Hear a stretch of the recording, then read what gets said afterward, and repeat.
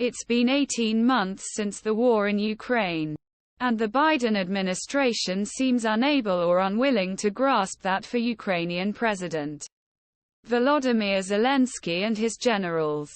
This was really a Crimea or fiasco.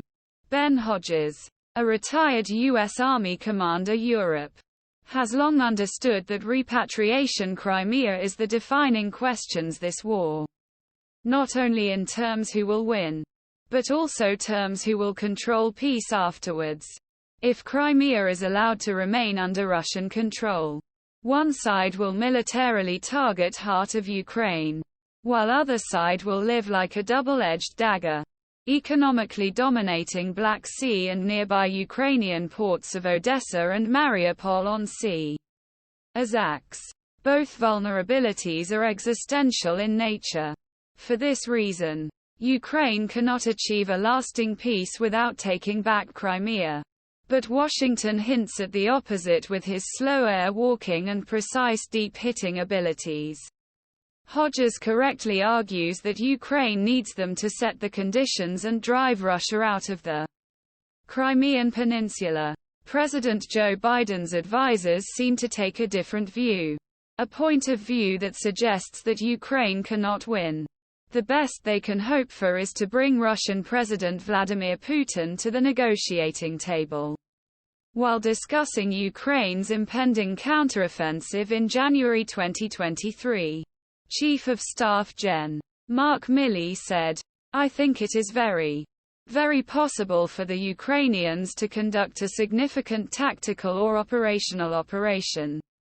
An offensive operation aimed at liberating as much of Ukrainian territory as possible." He then suggested last week that Ukraine achieve these goals possibly by some sort of diplomatic tool. Milley left out two truths that were not easily articulated.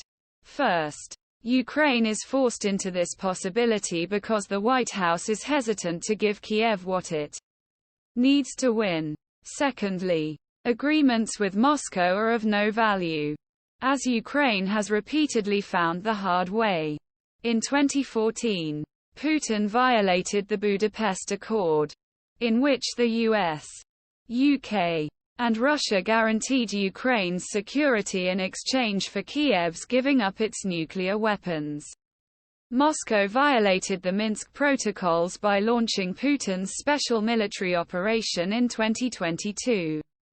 In pursuit of ending the war based on diplomacy or negotiation, the Biden administration is after fool's gold. Putin will not negotiate on terms other than the complete surrender of Ukraine under the current circumstances.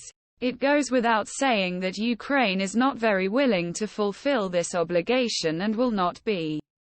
Zelensky clearly laid out his conditions in his 10-point peace plan.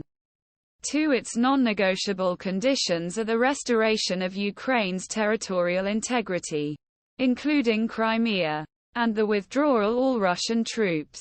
Washington needs to understand that Kiev places no value on negotiating with Putin. In 1997, Ukraine began signing a series of lease agreements for Russia's Black Sea Fleet naval base in Sevastopol, extending control of Moscow until 2042. In 2014, p.